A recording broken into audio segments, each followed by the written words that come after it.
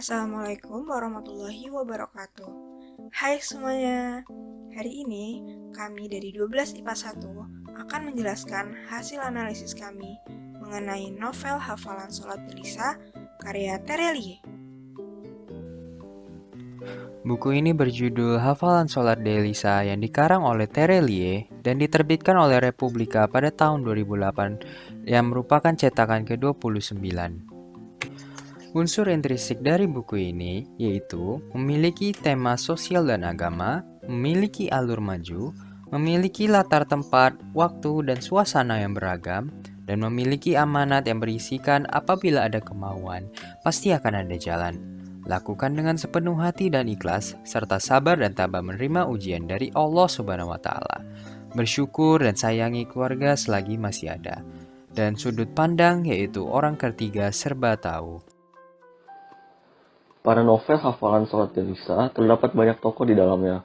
Beberapa darinya ada Delisa, si penyayang yang pantang menyerah, Umi Salamah yang bijaksana, Fatimah yang baik dan perhatian, Aisyah yang jahil dan irit hati, Zahra si pendiam, Abi Usman yang baik dan sabar, Umam si pemurung yang jahil, Tiur yang baik dan pengertian, Koh Acan si dermawan, Sofi si penyayang yang berpengertian, Smith Adam yang suka menolong, Ustaz Rohman yang tawakal dan sabar, Sersan Ahmad yang tegas, dan juga Bu Guru Nur yang baik.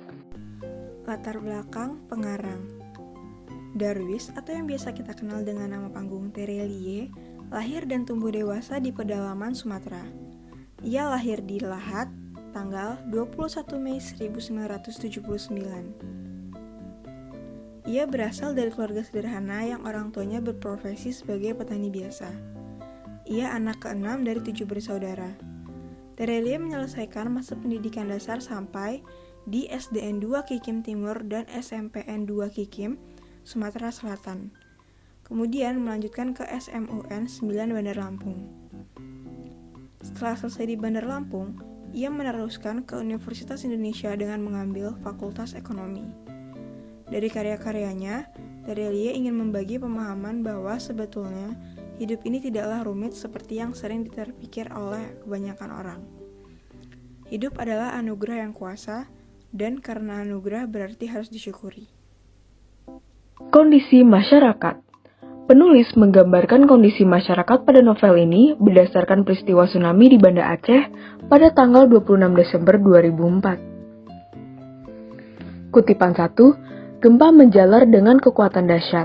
Banda Aceh rebah jimpa. Nias lebur seketika, lotngam menyusul. Tepat ketika di ujung kalimat Delisa, tepat ketika Delisa mengucapkan "Wah mamati", lantai sekolah bergetar hebat. Genteng sekolah berjatuhan. Papan tulis lepas berdebam menghajar lantai. Tepat ketika Delisa bisa melewati ujian pertama kebolak-balikannya, lotngam bergetar terbolak-balik. Kutipan 2, bagai dipukul tenaga raksasa. Air yang tersedot ke dalam rekahan tanah tadi kembali mendesak keluar. Kembali menghempas berbalik. Sejuta laksa air laut segera menderu menerpa amat ganas, bagai tangan-tangan raksa menuju bibir-bibir pantai. Tingginya tak kurang 10 meter. Kecepatannya bagai deru pesawat, melibas apa aja. Sekarang mari kita bahas mengenai majas yang ada di dalam film tersebut. Yang pertama adalah majas hiperbola. Apa sih majas hiperbola itu? Jadi, majas hiperbola adalah majas yang mengandung suatu pernyataan yang berlebihan atau membesar-besarkan suatu hal. Dengan contoh di film ini yaitu menggetarkan langit-langit Loknga yang masih gelap. Dan yang kedua, ya Allah, kalimat itu membuat hatinya meleleh seketika. Yang kedua adalah majas metafora. Jadi, majas metafora itu adalah suatu gaya bahasa dalam karya sastra yang bermakna kiasan untuk menggambarkan suatu objek dengan perbandingan langsung dan tepat atas dasar sifat yang sama atau hampir sama dengan objek lainnya.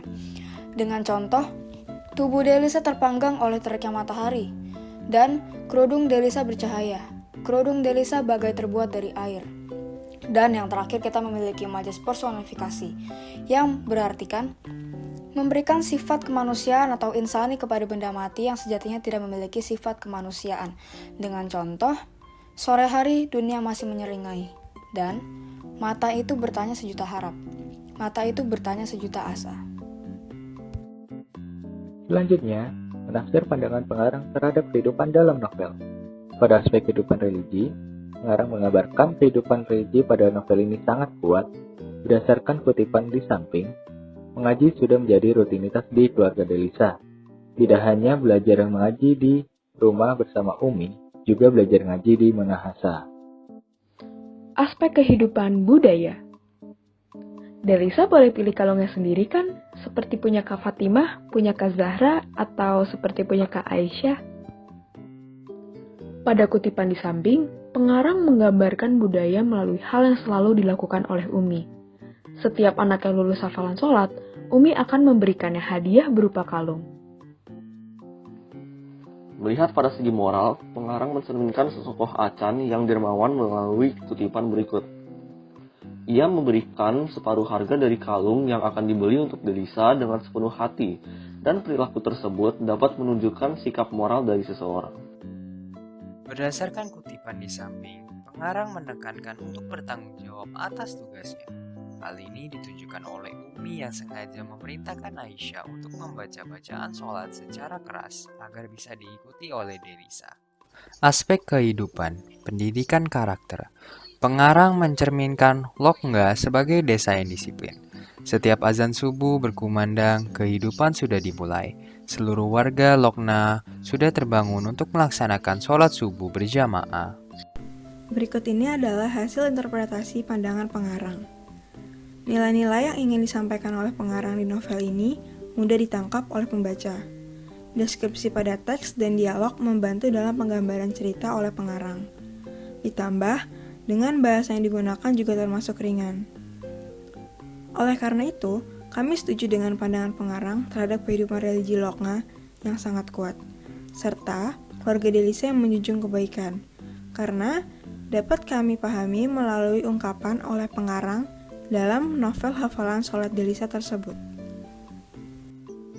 Kami sekelompok ingin mengucapkan terima kasih dan meminta maaf apabila ada kesalahan di video kami.